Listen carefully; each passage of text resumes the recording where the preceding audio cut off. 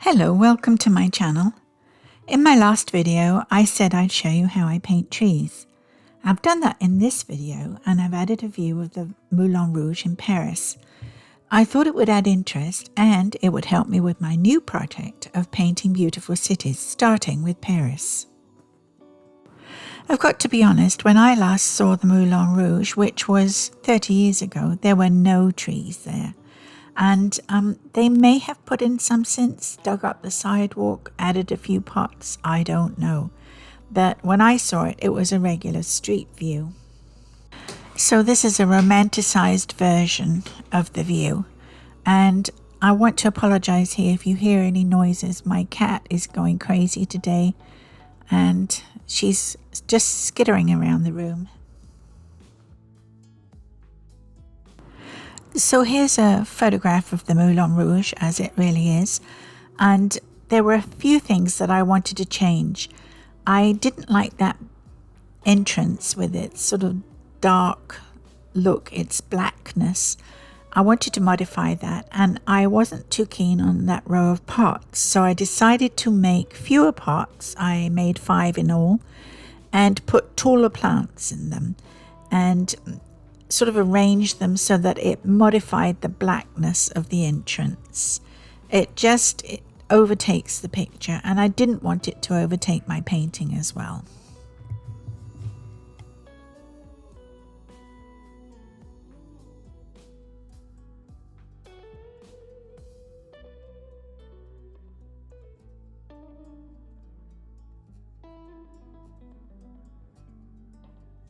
Another thing I did was eliminate the building on the left-hand side of the picture.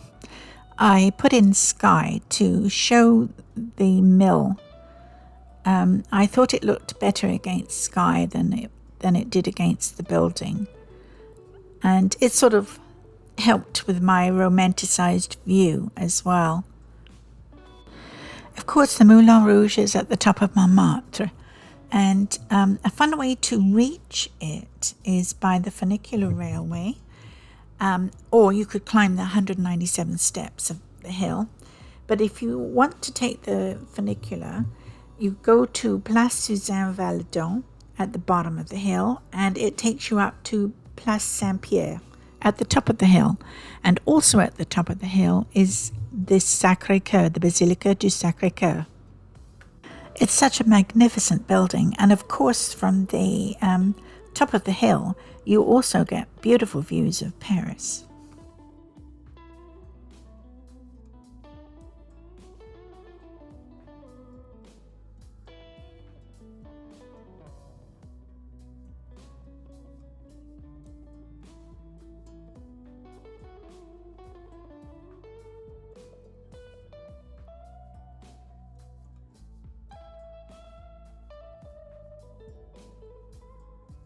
So I did my sketch, and you'll notice there's no building directly behind the mill, and I changed the number of pots to 5 and put tall cedary type things in them.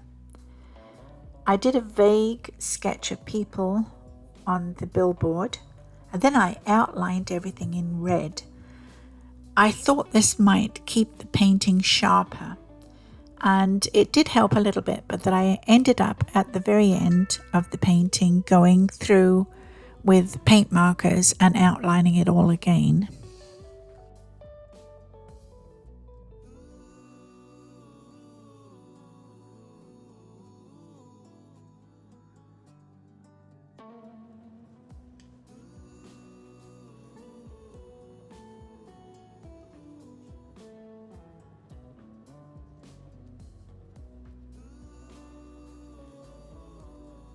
Using French ultramarine blue and titanium white, I mixed up a pale blue for the top of the sky. I decided I needed a cloud behind the mill itself just to show it up a bit. And so I'm sorry you don't actually see very much of the blue, but I'll show it to you at the end. And there will be parts of the tree over that as well, but I won't be painting the tree until a bit later in the painting.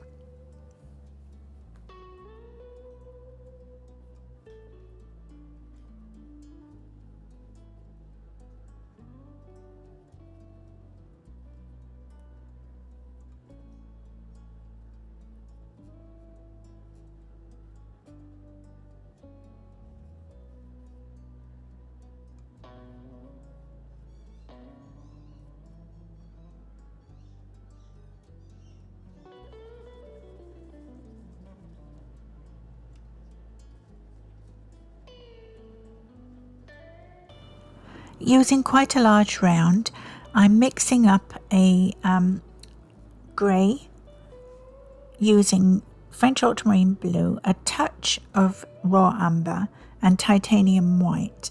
The roof itself is actually a lot darker, but I don't like big dark patches in my painting. They seem to drag the eye toward them, and so I'm painting the roof paler than it actually is.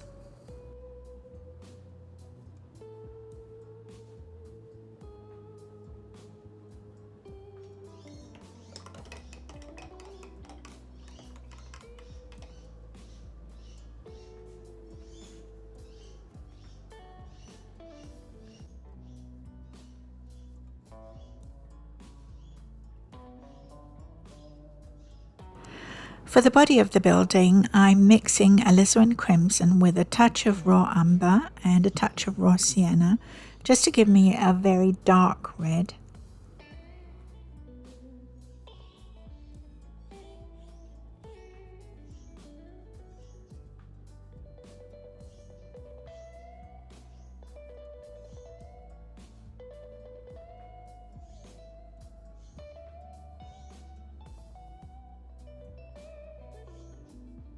I think it's a 1/2 inch flat that I'm painting with. I use flats quite frequently. I feel more comfortable painting with those when I'm painting flowers. It's almost always with a flat. If I need a petal shape, I'll use a filbert, but 9 times out of 10 you'll find me with a flat.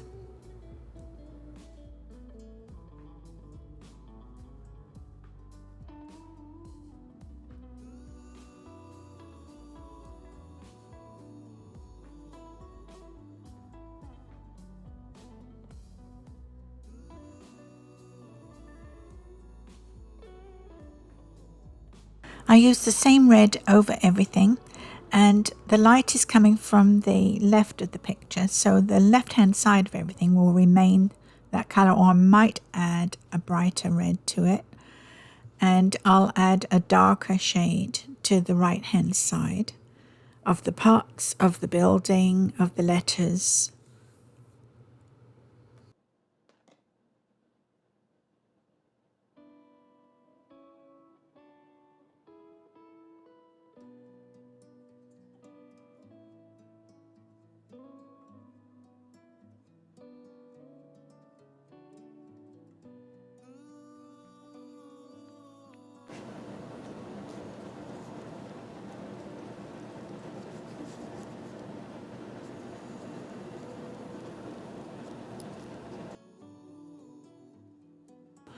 I'm using sap green with a dab of primary yellow, and I'm going to put in all the greenery on the pots. This is slightly darker than my usual mid-tone, but I can still add highlight and shade to that as I go along in the painting. The way I paint, I put in my mid-tones. I get my whole picture done in mid-tones, and then I go back afterwards and add the highlights and the shadow. I find it easiest to paint that way, so I'm painting in 3 colors basically. But to make it more interesting, I sometimes add other colors. I'll add alizarin crimson to a tree trunk, or I'll make an orange for a highlight. The more colors you can get in there, the more interesting the painting is going to look. And if you use if you have a cool colored door, you would want a warm color for a shadow, for instance. Little things like that make your painting more interesting.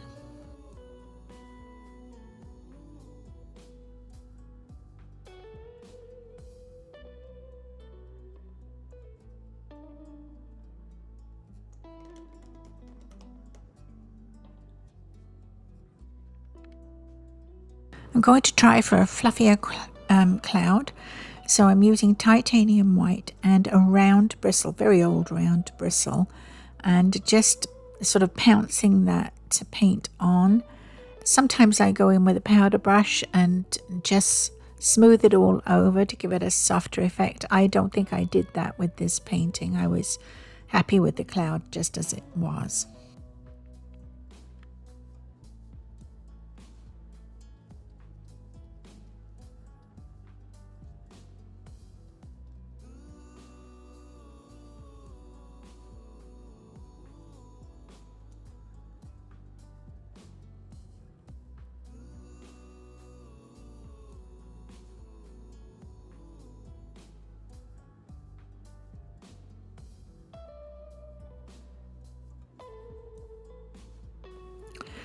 I decided to put a tree in either side of the painting just to frame it, and I thought that enhanced the painting. I used French ultramarine blue and raw umber and titanium white to give me a grey for the trunk. I will add other colours to the trunk. I add raw sienna sometimes, alizarin crimson, anything that will give texture and interest and dimension.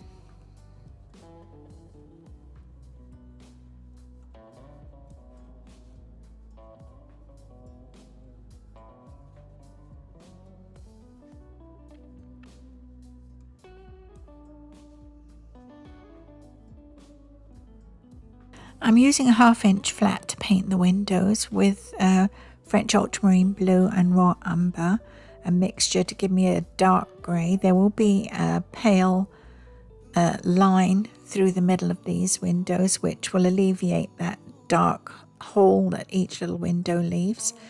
And I also will outline all the windows at the end of the painting with a paint marker. All the straight lines will be enhanced with a paint marker. Excuse the dogs barking.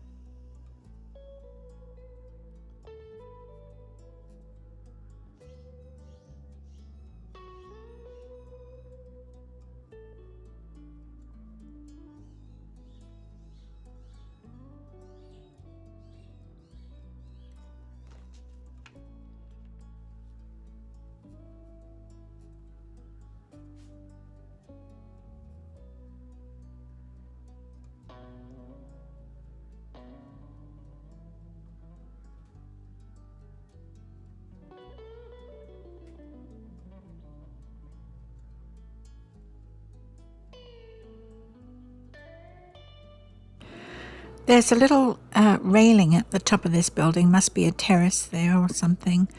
And I can't show you every single railing.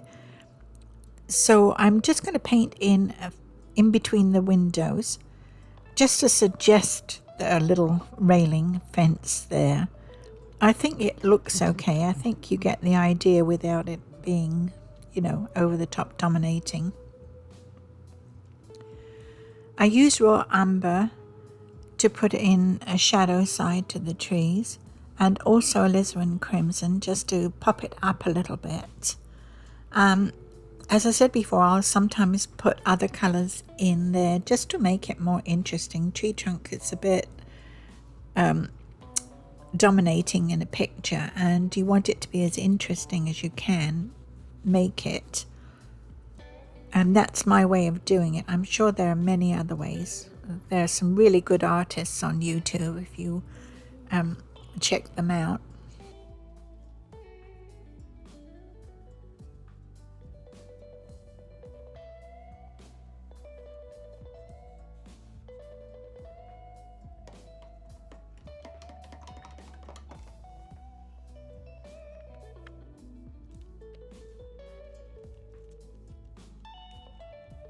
Using raw sienna and titanium white, I'm trying for a creamy colour for the facade of the building.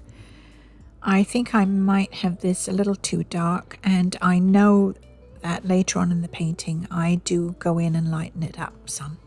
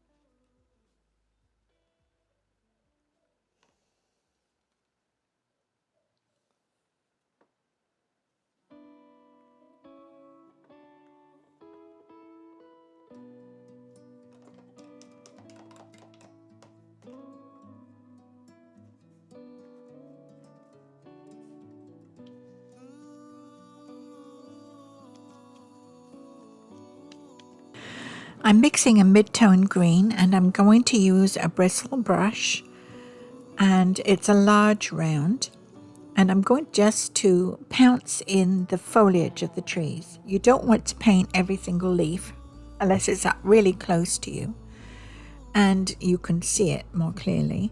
We just want to give an impression of foliage, and this is my first take on it. And then I'll be adding paler for a highlight and darker for a shadow over the top of this.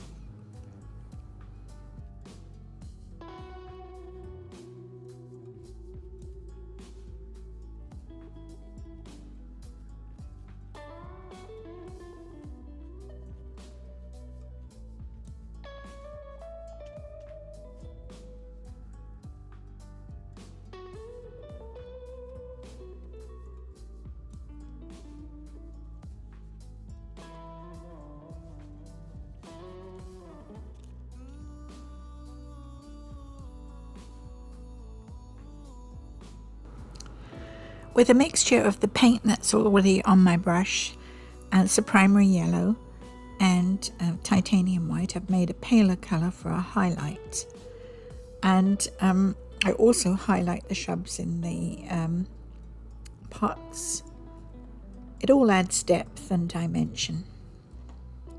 I think it's coming along quite nicely, actually.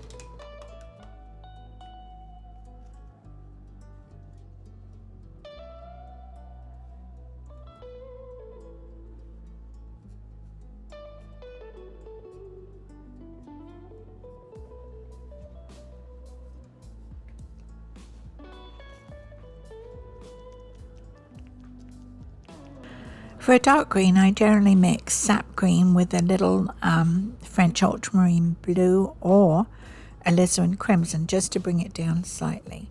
I don't think I did that here. I think I just used straight sap green, but it's doing okay.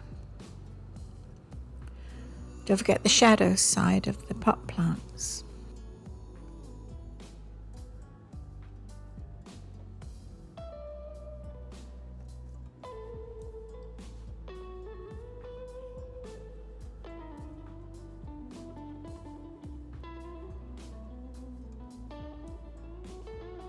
At this point, you'll notice that all the pots seem to be floating in midair because I haven't put any shadow on the ground.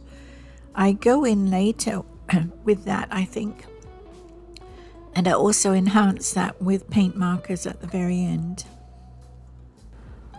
You'll see that in my thumbnail picture, and I'll show it again at the end of the video.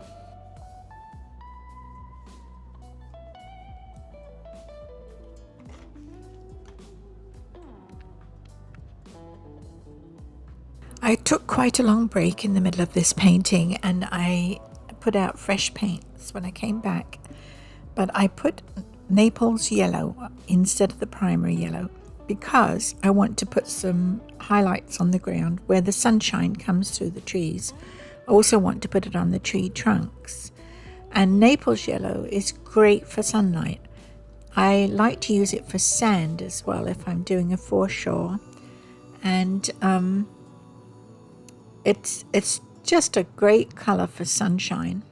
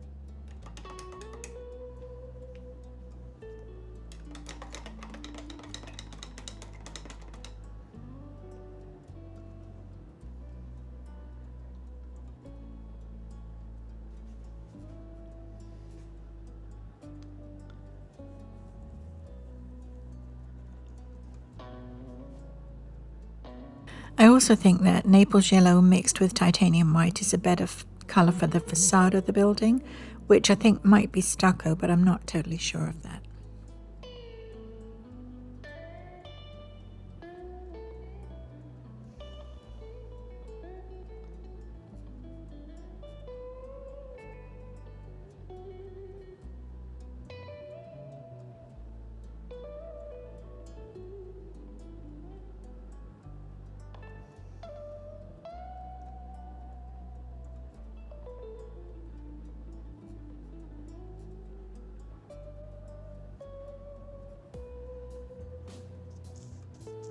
I'm using this old bristle fan brush to make some grasses and scrubby bits on the ground. It's great for that, and if you turn it on its edge, you can also make little shrubs and things. I like to add raw sienna and sometimes alizarin and just a little bits of colour here and there, just to make it more interesting, I suppose.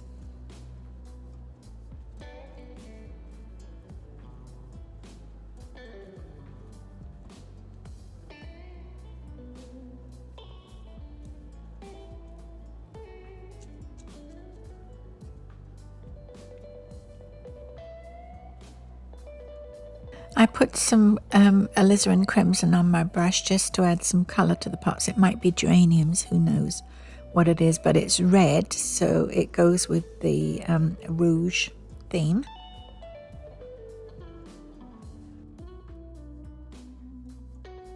So here are the paint markers I used, and you'll notice they're double-ended. I used the fine tip end and I outlined almost everything in the painting.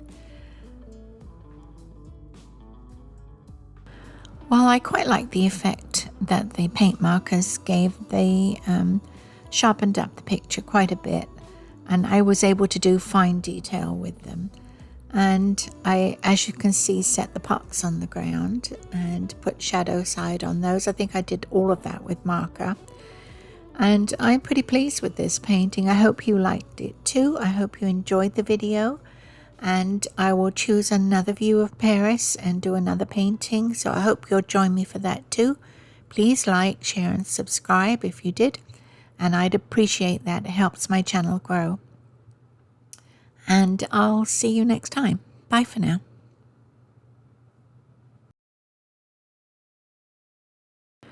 Did I say thank you? I mean thank you. Thank you for watching my videos, and thank you to all of those who've already subscribed. I appreciate that. And okay, that's it. I'll see you next time.